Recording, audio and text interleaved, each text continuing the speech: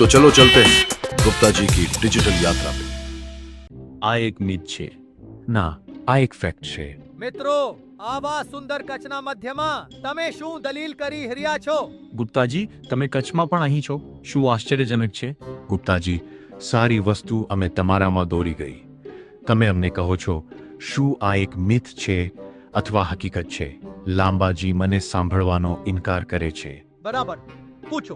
જૂના credit card બંધ કરવું વધુ સારું છે જે હવે ઉપયોગમાં નથી. ના, આ એક મિથ છે. જૂના ક્રેડિટ કાર્ડ લાંબા અને મજબૂત ક્રેડિટ હિસ્ટ્રી બનાવવા મદદ કરે છે, જે તમારા ક્રેડિટ સ્કોર માટે સારું છે. ઓહ, હું જોઉં છું. આ વિશે શું? જ્યાં સુધી તમે સમયસર ચૂકવણી કરો ત્યાં સુધી તમારી સંપૂર્ણ ક્રેડિટ મર્યાદાનો ઉપયોગ કરવો યોગ્ય છે. ના, આ એક મિથ પણ છે.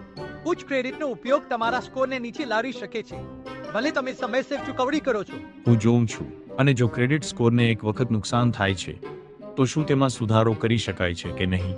સંપૂર્ણપણે. યોગ્ય આદતો સાથે તમારો ક્રેડિટ સ્કોર સુધારી શકે છે.